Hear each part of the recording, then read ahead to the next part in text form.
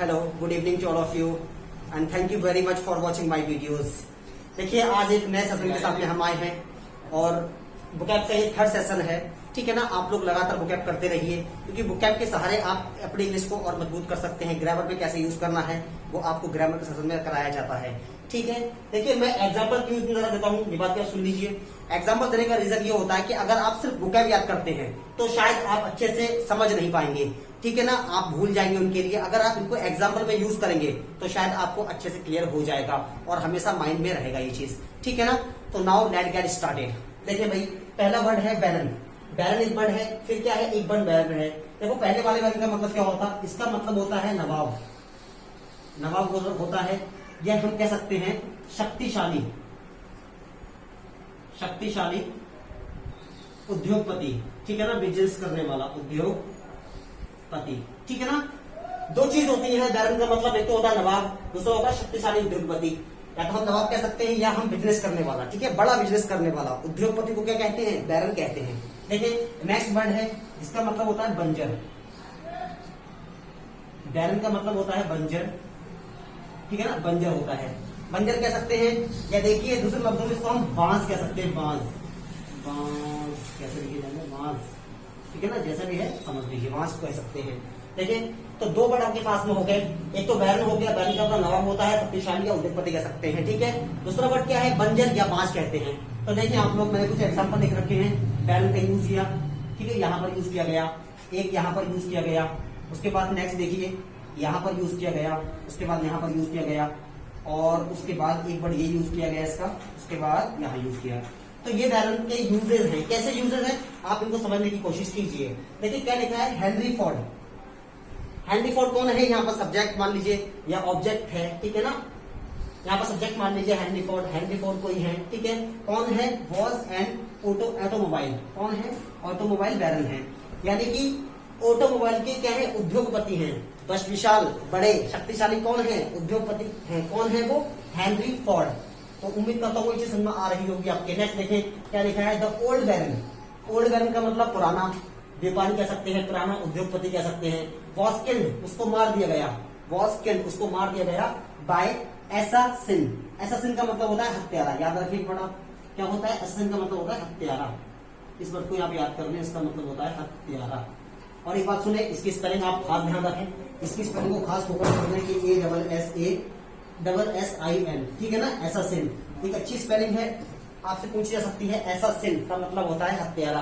तो देखिए, old baron was killed by an assassin. एक पुराने उद्योगपति को मार दिया गया बाय एन एसासिन, एक हत्यारे के द्वारा। ठीक है, नेक्स्ट देखिए क्या लिखा है, बैरन लैंड। बैरन का मतलब हो गया बंजर। बैरन का मतलब क्या हो गया, बंजर। लैंड का मतलब धरती का एक टुकड़ा। जो धरती का टुकड़ा है, ठीक है ना, धरती है, मतलब बैरन लैंड जो है, कुड प्रोड्यूस, वो क्या कर सकता है, उत्पाद कर सकता है। उत्पाद कर सकता है या उत्पाद कर सका। देखिए यहाँ पर कुड का मतलब दो तरीके से निकाल सकते हैं, या तो हम पास में निकाल लें या हम संभावना के तौर पर निकाल सकते हैं। ठीक है ना, कुड का यूज हम संभावना के तौर पर निकाल सकते हैं।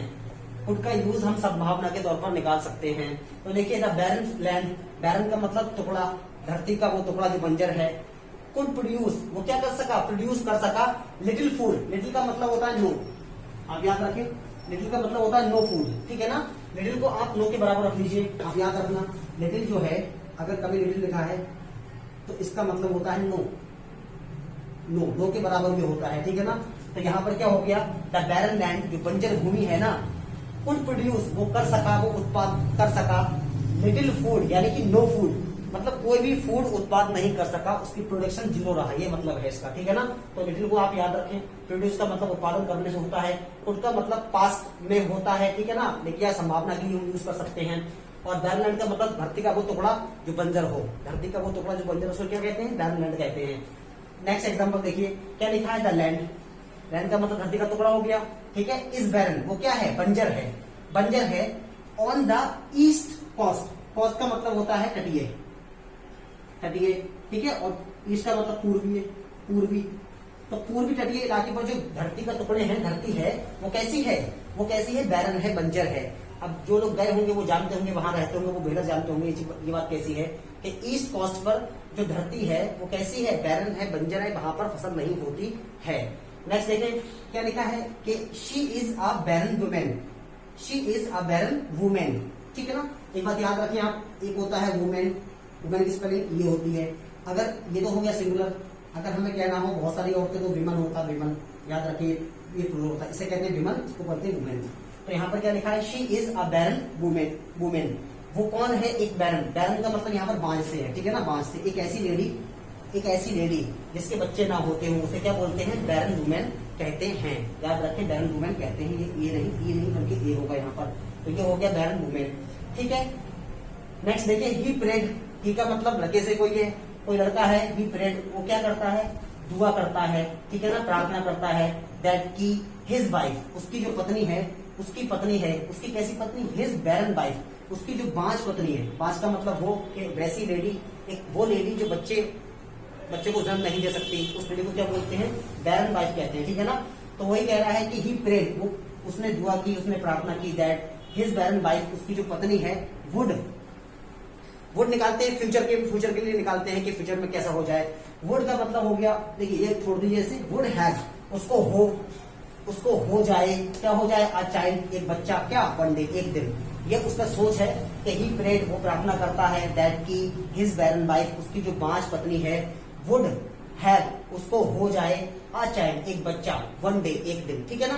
तो यहाँ पर ये हमने सिखाया बैरन का यूज, दूसरा यूज ये सिखाया, आप इसको थोड़ा सा अच्छे से कर लीजिए, समझने वाली चीजें हैं बहुत सारी इसके अंदर, बस इसका यूज सिखाना है। अभी आप क्या करें कि आप भी इसको यूज लगातार करते रहें, आप इसको उतार लीजिए, इसका स्क्रीनशॉट ले लीजिए, ठीक है ना। यहाँ पर कुछ वर्ड मैंने और लिए हैं, यहाँ पर एक वर्ड ले रखा है वर्क, और एक क्या है बर्थ, इसके ऊपर कुछ एग्जाम्पल दे रखे हैं, एग्जाम्पल के सहारे आप अच्छे से समझ पाएंगे कि कैसे इनका यूज करना है और क्या है। देखिए ये सारे मीनिंग आप जरूर से याद किया करें, क्योंकि याद करने से बहुत बेनिफिट मिलता है, और फिर एग्जाम्पल में आप रखेंगे तो और ज्यादा बेनिफिट मिलने वाला है, ठीक है ना। बहुत ज्यादा होपफुल, बहुत ज्यादा हेल्पफुल वर्ड है ये सारे, आप इसको याद रखें। देखिए एक वर्ड लिखा है बर्थ, बर्थ का मतलब होता है सीट, ठीक है ना। एक बर्थ लिखा है, बर्थ का मतलब जो होता है वो होता है जन्म, ठीक है ना, जन्म को कहते हैं, पैदाइश इसको बोलते हैं, पैदाइश, ठीक है ना। तो यहाँ पर देखिए मैंने वर्डों का यूज किया है, एक वर्ड देखिए ये दिखाई दे रहा है आपके सामने, ठीक है, एक वर्ड यहाँ पर वर्ड ये है, सेकंड ये रहा, उसके बाद में कहाँ है, एक ये रहा, फिर एक ये रहा, और उसके बाद वर्ड ये रहा, और एक ये रहा। देखिए अलग अलग तरीके से इनके यूज किए गए हैं, कैसे यूज किए गए हैं आप समझने की कोशिश करना। लिखा है शी बुक्ड, बुक का मतलब समझते ही होंगे आप, क्या, शी बुक्ड, उसने बुक कर दी, उसने बुक की, क्या बुक की, अ बर्थ, एक सीट। ट्रेन में लेटने का स्थान होता है ना, उसको वर्थ कहते हैं, ट्रेन में एक लेटने का स्थान होता है, उसको वर्थ कहते हैं, आप लोग याद रखें। तो क्या कह रहा है, शी बुक्ड, उसने बुक किया, क्या, अ बर्थ, एक बर्थ, ऑन द ट्रेन, ठीक है, ट्रेन पर, क्या बुक किया, एक बर्थ को बुक किया, फ्रॉम दिल्ली टू बरेली, दिल्ली से बरेली तक। याद रखें जहां जाना होता है वहां से पहले क्या आता है, मैंने बता रखा है आपको कि स्थान से पहले टू लगाते हैं। तो देखिए कहाँ के लिए, टू बुलाए, तो यहाँ पर क्या हो गया, शी बुक्ड अ बर्थ, उसने, स्पेलिंग याद रखें आप, BERTH, BIRTH, ठीक है। तो उसने सीट बुक कर दी, एक सीट बुक कर दी ऑन द ट्रेन, ट्रेन पर, फ्रॉम दिल्ली टू बरेली, दिल्ली से बरेली तक। नेक्स्ट देखें ईच पैसेंजर, आप देखें ईच पैसेंजर, प्रत्येक क्या बोलेंगे, पैसेंजर का मतलब होता है यात्रा करने वाला, प्रत्येक पैसेंजर स्लेप्ट, सोया, ऑन, पर, हिज बर्थ, अपनी बर्थ पर सोया। यहां से कॉन्सेप्ट सीख लीजिए आप, बहुत बेहतर कॉन्सेप्ट है। देखिए क्या है कॉन्सेप्ट, आपको अगर ईच मिलता है, ईच, तो ईच के साथ में आप हमेशा सिंगुलर नाउन लगाते हैं, ठीक है ना, सिंगुलर नाउन लगाते हैं, ईच के साथ में सिंगुलर नाउन लगाते हैं। आप देख लीजिए यहाँ पर क्या लिखा है, ईच पैसेंजर, यहाँ लिखा है ईच पैसेंजर, यहाँ पर पैसेंजर्स नहीं है बल्कि पैसेंजर है। तो याद रखना आप लोग, अगर आपको कभी ईच मिलता है तो आप सिंगुलर नाउन लगाएंगे, ठीक है। और एक बात समझिए ध्यान से, ईच का पजेसिव केस क्या होता है वो याद रखें, पजेसिव केस जो होता है वो हिज होता है, हिज। अगर आपने अपना अपने के लिए लगाना है तो आप हिज लगाते हैं, ये भी याद रखना आप, ठीक है। तो each passenger slept on his birth, each का मतलब हो गया प्रत्येक, पैसेंजर का मतलब यात्री, प्रत्येक यात्री, स्लेप्ट सोया, ऑन पर, हिज बर्थ अपनी बर्थ पर। देखिए ईच के साथ में अपने के लिए क्या लगाया, हिज लगाया। तो याद रखें ईच के साथ में ईच का जो पॉजिटिव केस होता है वो क्या होता है, हिज होता है, ठीक है, याद रखना ये बात। नेक्स्ट एग्जांपल देखिए लिखा है water, electricity, water and electricity, ठीक है ना, आर सप्लाइड, उनको सप्लाई दी जाती है, पानी और इलेक्ट्रिसिटी की सप्लाई दी जाती है एट ईच बर्थ। देखिए फिर से देखिए आप, ईच बर्थ, यहाँ पर बर्थ एस नहीं लगाया, सिर्फ बर्थ किया। अगर ईच हो तो सिंगुलर नाउन लगाते हैं, याद रखना एक बार, ठीक है ना। तो ईच बर्थ यानी कि क्या हो गया कि वाटर एंड इलेक्ट्रिसिटी, पानी की और लाइट की सप्लाई की जाती है एट ईच बर्थ, प्रत्येक बर्थ पर। क्लियर हो गया होगा, ठीक है, तो याद रख लें आप। नेक्स्ट देखें, वी आर एंटिसिपेटिंग। एंटिसिपेटिंग का मतलब खुशी मनाने से मान लीजिए आप कि वी आर एंटिसिपेटिंग, इसमें आईएनजी लगी हुई है, देखिए इजाजत में मिल गया, यहाँ पर समझ जाइए प्रेजेंट कॉन्टिन्यूअस है, ठीक है। हम खुशियां मना रहे हैं द बर्थ, किसकी, जन्म की, ऑफ माई डॉटर, अपनी बेटी की जन्म की खुशियां मना रहे हैं। एक मिस्टेक ये यहाँ पर अवर लगा लीजिए क्योंकि यहाँ पर वी है, ठीक है ना। वी है क्योंकि अपने क्या लगाते हैं, अपने के लिए अवर लगाते हैं। तो वी आर एंटिसिपेटिंग, हम खुशियां मना रहे हैं द बर्थ, जन्म की, ऑफ आवर डॉटर, अपनी बेटी के जन्म की, ठीक है ना, ऐसे कह सकते हैं। नेक्स्ट देखिए क्या लिखा है, शी गेव, उसने दिया, बर्थ, जन्म दिया। शी गेव, उसने दिया, क्या दिया, बर्थ दिया, जन्म दिया, किसको, ट्विंस, जुड़वे को, ठीक है, क्या दिया, जन्म दिया। आ वीक एगो, देखिए एगो का मतलब होता है के पहले, एक सप्ताह के पहले, एक सप्ताह से पहले क्या दिया, जन्म दिया। तो एक बात याद रखें आप लोग, पहली चीज इसमें कुछ समझने की, समझाता हूं आपको, समझ लीजिए। देखिए यहां पर एक बात तो ये समझे कि वर्ब होती है कि हमने कहा she gave birth, she gave birth to a baby.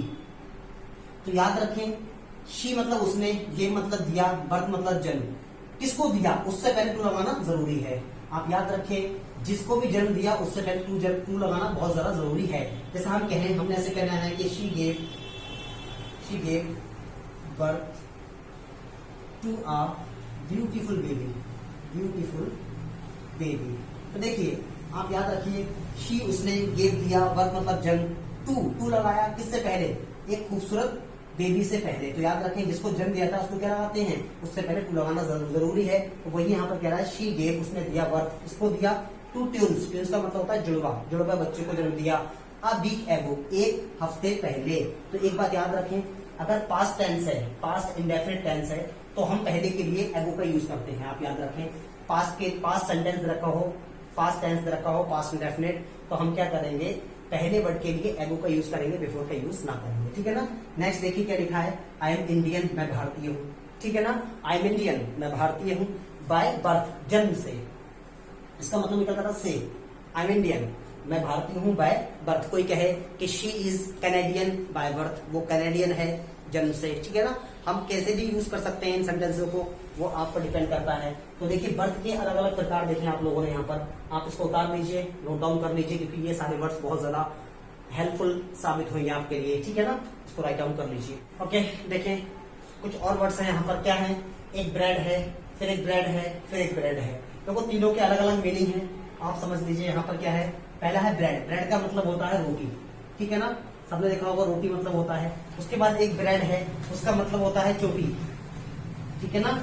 एक ब्रेड का मतलब होता है रोटी, एक ब्रेड का मतलब होता है चोटी, और एक ब्रेड जो लास्ट में है इसका मतलब होता है नस्ल, ठीक है ना। आप याद रखें, नस्ल होता है इसका मतलब, ठीक है। देखिए भाई क्या लिखा है यहाँ पर, कुछ एग्जाम्पल के सहारे समझते हैं कि कैसे इनका यूज किया जा सकता है, ठीक है। क्या लिखा है, ब्रेड, ब्रेड का मतलब हो गया रोटी। इज मेड, बनाई जाती है, इज मेड मतलब बनाई जाती है, मेक की सेकंड फॉर्म, थर्ड फॉर्म है ये, थर्ड फॉर्म है ये। इज मेड बनाई जाती है, फ्रॉम से, किससे, फ्लोर, आटे से बनाई जाती है, वाटर से बनाई जाती है।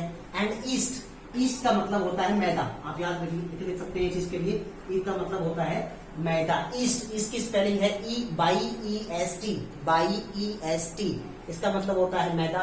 फिर से देख लीजिए, ब्रेड का मतलब रोटी, इज मेड बनाई जाती है, फ्रॉम मतलब से, किससे, फ्लोर से बनाई जाती है, वाटर से बनाई जाती है। एंड ईस्ट, ईस्ट बोले तो मैदा, मैदा से बनाई जाती है। नेक्स्ट देखें एग्जांपल, ही पुट, उसने रख दिया, ही पुट उसने रख दिया, a tray of garlic, a tray of garlic bread, bread का मतलब रोटी, गार्लिक का मतलब लहसुन की, लहसुन की रोटी की एक ट्रे, लहसुन की रोटी की एक ट्रे उसने रख दिया, किस में रख दिया, इनटू द ओवन। ओवन का मतलब क्या होता है, ओवन का मतलब होता है तंदूर, तंदूर जिसमें रोटियां वगैरह सेकी जाती है, उसे क्या बोलते हैं, तंदूर कहते हैं, उसका मतलब ओवन होता है। तो ही पुट उसने रख दिया, a tray of garlic bread, bread जो ब्रेड होती है, रोटी गार्लिक वाली ब्रेड होती है, उसकी ट्रे किसमें रख दी? इनटू ओवन, ओवन में रख दी। ठीक है, नेक्स्ट एग्जांपल देखें, आलिया हैज लॉन्ग ब्रेड। देखिए एक ब्रेड है यहाँ पर, एक ब्रेड ये है, एक ब्रेड ये रहा, और ये ब्रेड ये रहा, एक ब्रेड ये रहा। तो क्या लिखा है? Alia has long bread. Bread का मतलब यहाँ पर चोटी है, आप देख लीजिए। आलिया, आलिया हैज मतलब आलिया की है या आलिया के पास है। लॉन्ग ब्रेड क्या? लंबी चोटी, आलिया की लंबी चोटी है। नेक्स्ट देखिए, they are Catholic. They are, वे हैं, कैथलिक, कैथलिक हैं। देखिए कैथलिक कौन होते हैं? ईसाई लोगों में कुछ अलग अलग वर्गों में लोग बांट रखे हैं, तो वहां पर ये कैथलिक भी एक लोग होते हैं। ठीक है ना, तो कैथलिक अलग होते हैं, कुछ और भी होते हैं बैप्टिज्म। ठीक है ना, कैथलिक आप समझ लीजिए। दे आर कैथलिक, वे कैथलिक हैं बाय ब्रेड। किससे? नस्ल से। कौन है? कैथलिक हैं। आप भी यूज कर सकते हैं क्या कि मैं कैथलिक हूँ नस्ल से, जो भी मतलब यूज करना चाहे यूज कर सकते हैं। नेक्स्ट देखिए क्या लिखा है, दीज डॉग्स, ये कुत्ते हैं ना, आर ब्रेड, आर ब्रेड नस्ल के हैं। ब्रेड का मतलब क्या है? नस्ल के हैं। टू फाइट, लड़ने वाली नस्ल के हैं। ये कुत्ते जो है ना, ये लड़ने वाली नस्ल के हैं। तो यहाँ पर देखिए ये ब्रेड मिला आपको, एक ब्रेड ये मिला, ठीक है, एक ब्रेड ये मिला, यहाँ ब्रेड मिला आपको, फिर यहाँ ब्रेड मिला।